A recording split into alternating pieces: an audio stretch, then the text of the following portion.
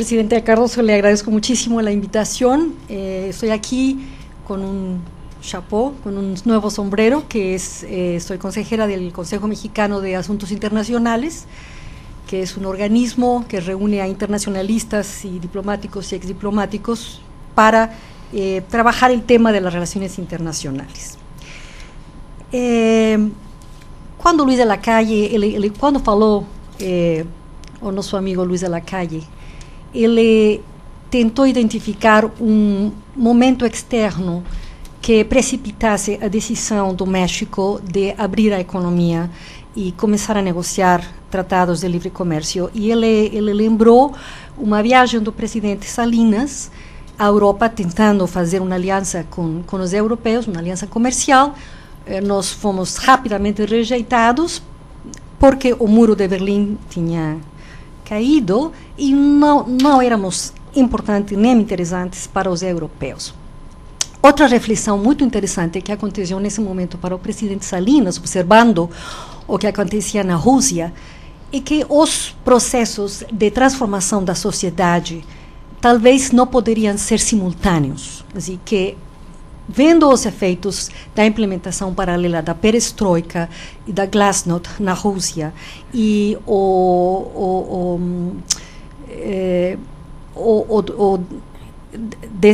como o Estado russo perdeu densidade, perdeu capacidade de cobrar impostos, etc., etc., ele diz, não, nós temos que tentar primeiro a reforma econômica, a reestruturação econômica e depois a glasnost, a transparência. Bom, estamos num momento em que a pergunta por que não crescemos tão rápido tem que ver precisamente com essa reforma da sociedade, com a reforma política, com a reforma, com a profundização da democracia no México e com o cumprimento da lei. Uma coisa que Eduardo Janetti não mencionou é o que acontece com essa faxineira quando ela cruza a fronteira.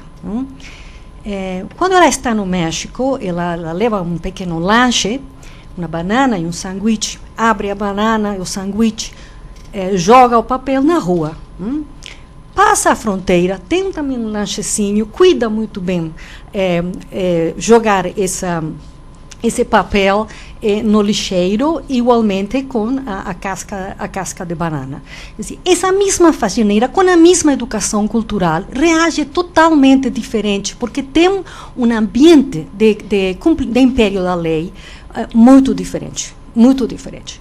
Então, estamos agora num momento no México em que uma parte dessa pergunta, por que não crescemos, tem que ver com o arcabouço institucional, com o respeito da lei, com a verdadeira separação de poderes e com um ambiente que fomente a concorrência e fomente a desaparição de exceções. Vocês sabem que por muito tempo o México foi uma exceção histórica. Acho que os franceses também usam esse argumento.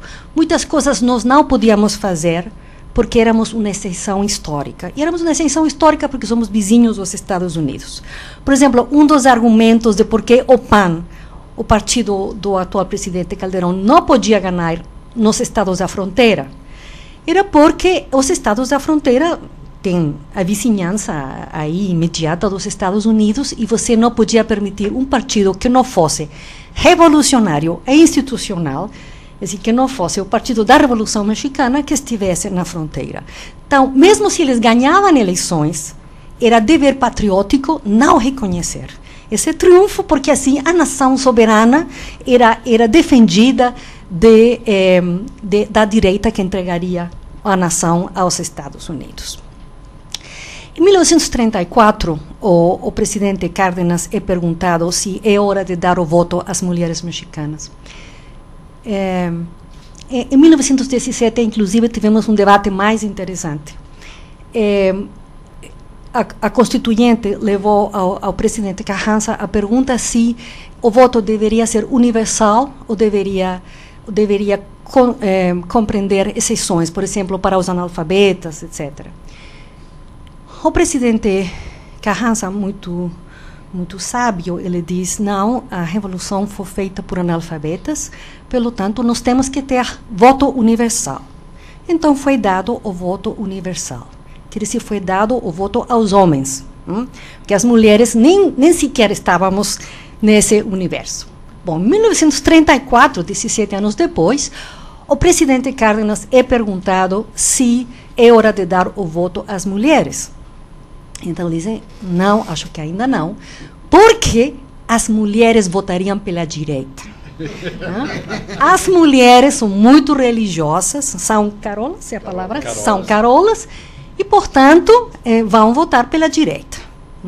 E essa é a descrição da democracia mexicana. O Vargas Llosa diz que uma ditadura perfeita, eu não diria isso, eu diria uma democracia tutelada. Eu, presidente, sei o que é melhor para o país, como vão reagir as mulheres, pelo tanto, eu que represento a República na eternidade e na história, vou conduzir essa República por onde deve ir. Bom, agora essa situação tem que mudar. Eu vou dar um exemplo muito interessante. Em 1994, nós tivemos a grande crise cambial de dezembro de 94, que nós logo exportamos para vocês, porque somos muito generosos. E foi uma crise em que fomos salvos por duas coisas. Uma, que o sistema político de democracia tutelada ainda funcionava. E, nesse sentido, uma presidência da República ainda muito forte, um executivo federal ainda muito forte, que dominava por completo o Congresso, negociou em forma corporativa com outros setores e tivemos um programa de emergência. O segundo fator que funcionou foi o famoso NAFTA. O PIB foi recuperado em 7 meses graças ao comércio internacional. Em 2006, nós tivemos outra grande crise. Mas agora, o que fracassou foi a política. Como o arcabouço dessa democracia tutelada ruiu nas eleições de 2000, agora não tínhamos uma presidência forte, não tínhamos um partido de Estado. Então, tivemos uma grande crise nessas eleições de julho de 2006, mas a economia funcionou. Então, parte da eleição, parte do que nós temos que fazer é impedir que as crises funcionem simultaneamente. Ou política ou econômica, mas não ao mesmo tempo.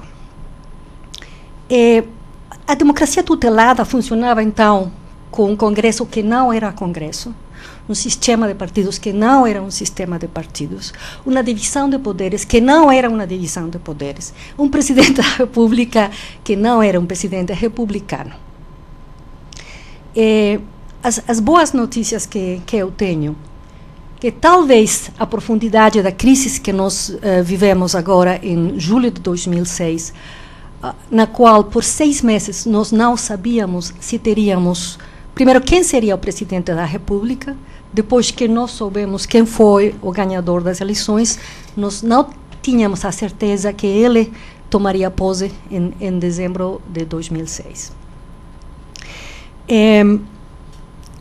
Como vocês sabem, a Suprema Corte da Justiça, que antes era um poder submetido à presidência da República informalmente, não na Constituição, mas informalmente, foi o organismo que deu a qualificação presidencial. Aí começou a crescer de forma muito importante o papel da Suprema Corte da Justiça, do último tribunal da lei. Mas o momento mais interessante, que mostra que as coisas estão mudando no México, foi um debate muito recente que nós tivemos sobre a Lei Federal de Rádio e Televisão.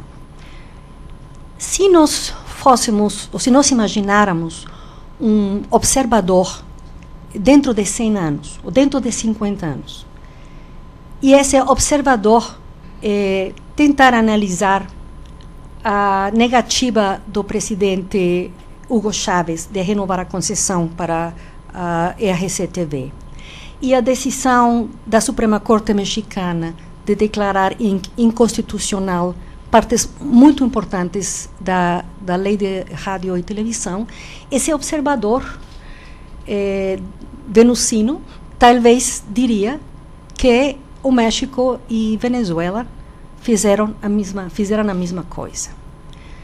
Inclusive, o diretor de Telesur escreveu um artigo na Folha de São Paulo há uma semana, afirmando que a decisão da Corte mexicana era parte do efeito dominó, da decisão do presidente Hugo Chávez de não renovar a concessão para a televisão. Agora, o contexto é absolutamente diferente.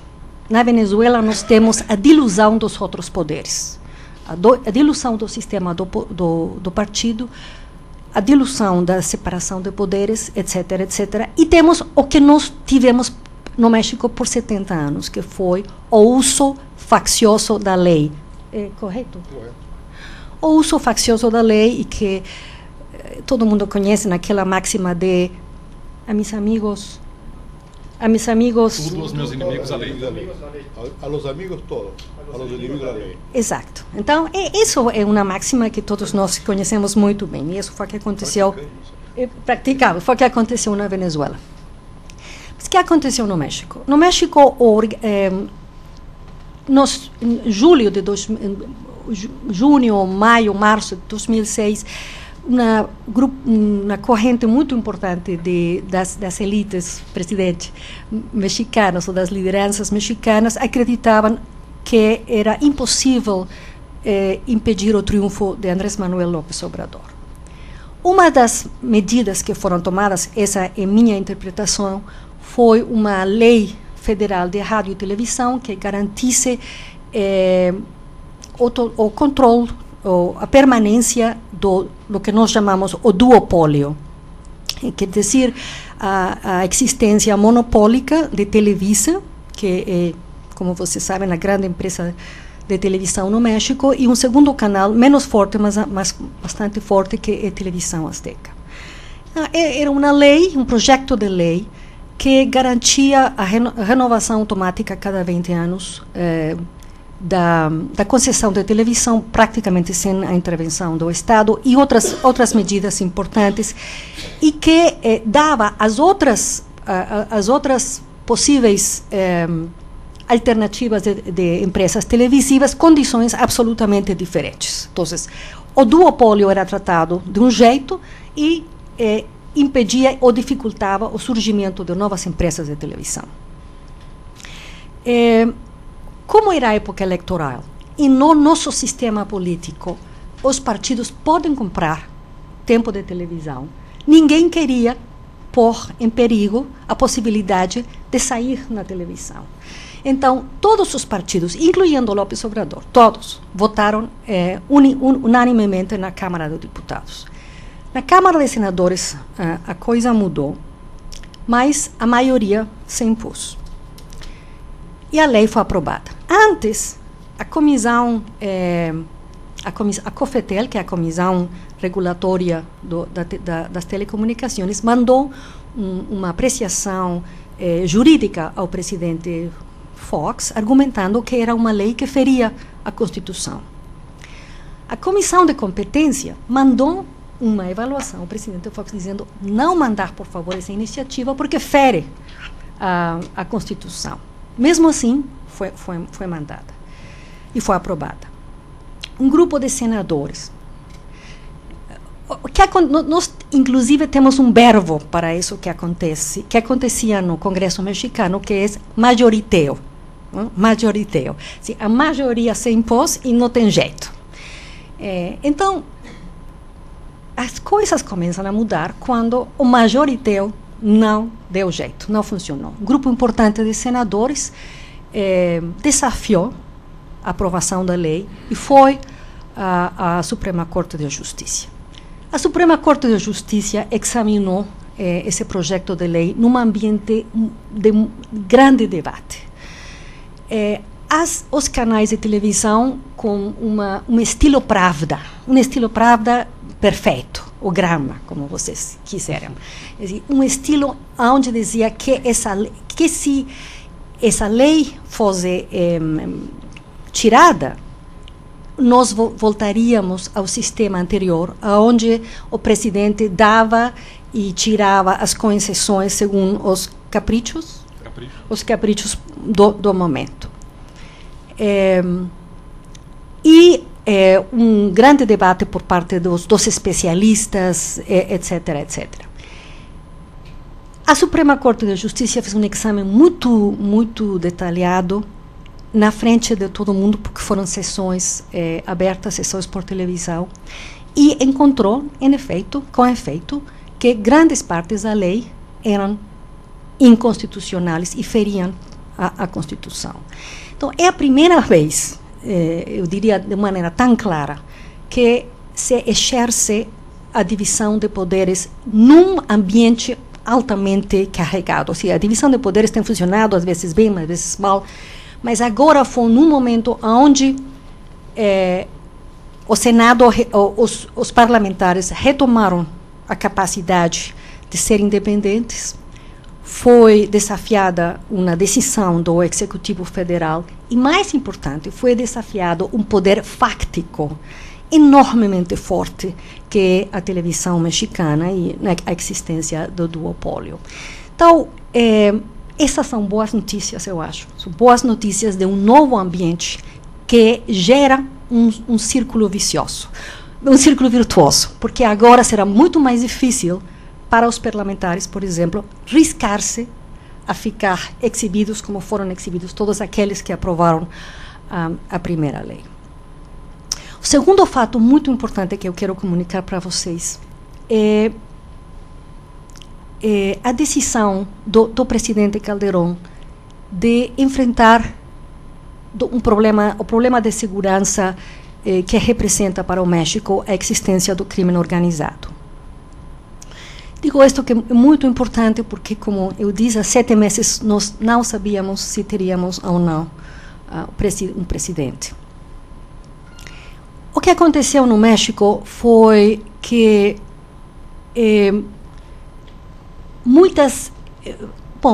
eu estava perguntando para Sérgio, mas ele é muito jovem, qual é o nome daquele roqueiro que está casado com Iman, com aquela modelo Iman?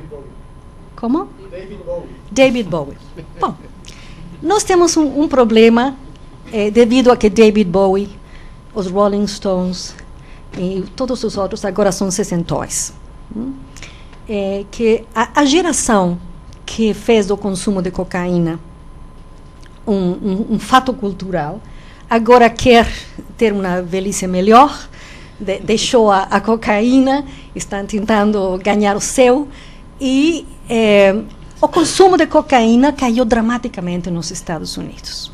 Além de todos, eles são muito produtivos na produção de marihuana. Então, que agora se produz números absolutos maiores que no México.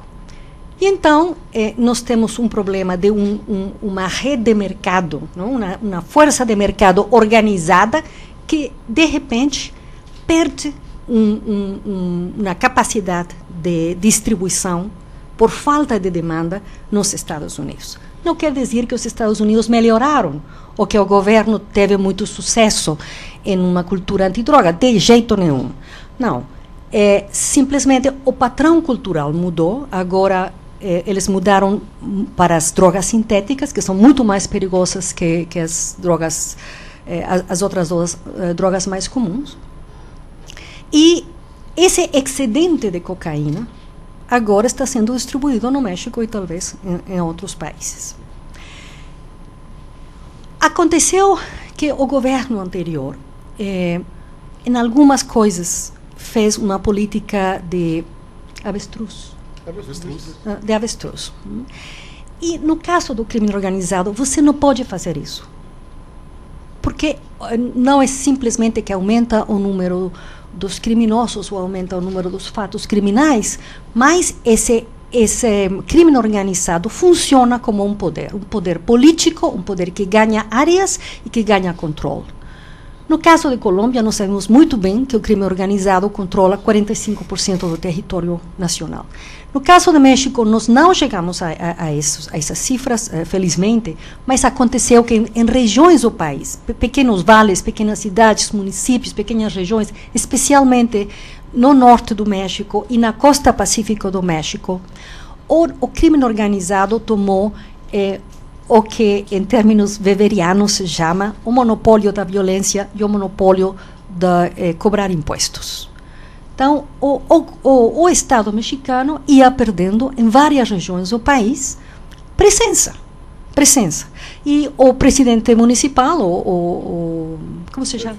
O prefeito era do partido do crime organizado, o deputado federal também, a polícia, claro, especialmente a polícia municipal e a polícia estadual. E então, porém, tínhamos menos números de crimes, tínhamos uma perda efetiva do controle do Estado.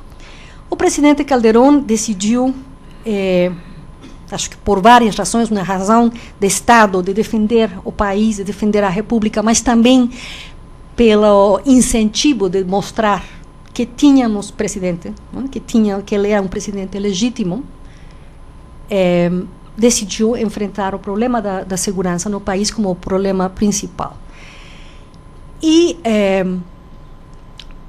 o instrumento que ele tem usado tem sido, o instrumento operativo tem sido basicamente o Exército da República, que é uma decisão polêmica, tão polêmica aqui como no Brasil, mas que nas condições da Polícia Federal era impossível enfrentar o tipo de ameaça que nós estamos enfrentando sem o Exército.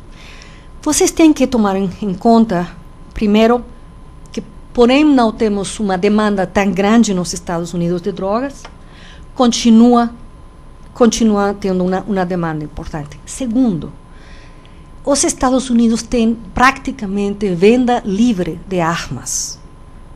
Qualquer pessoa pode chegar e comprar armas. Temos 25.000 armerias nos Estados Unidos, 12.000 na fronteira México-Estados Unidos.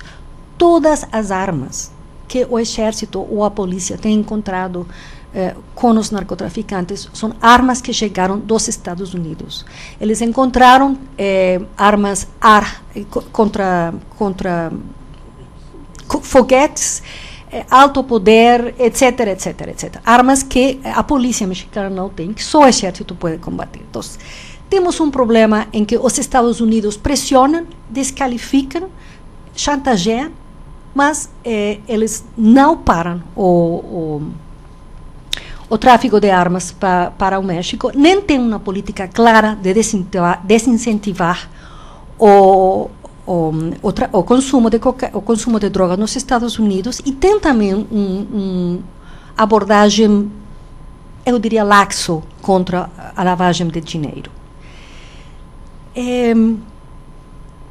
O governo diz na propaganda que é uma guerra. Agora, em reuniões pequenas, o governo admite que é uma guerra que não pode ganhar.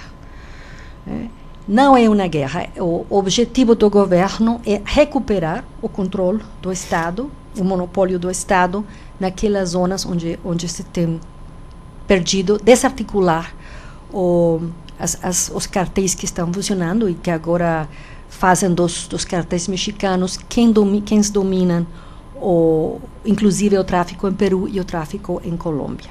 É uma situação delicada, é uma situação que provoca grande debate no México, mas que eu acho que permite uma abordagem de responsabilidade política para um problema que tem que ser enfrentado. Em ambos casos, no caso da política e no caso do narcotráfico, do crime organizado, são casos onde a participação da sociedade é absolutamente indispensável. A guerra do narcotráfico não pode ser ganhada ou ganha militarmente. Tem que participar a sociedade. Tem que participar ativamente, não militarmente, mas recuperando os espaços perdidos para os narcotraficantes, não negociando com eles, não vendendo as propriedades para os narcotraficantes, não servindo como testaferros nas propriedades, não servindo na engrenagem da lavagem de dinheiro. No caso da política, os mexicanos estamos aprendendo a usar a lei de transparência, estamos aprendendo a usar estes novos instrumentos de controle do executivo, do controle da política, e acho que vamos devagar, mas no caminho certo. Muito obrigada.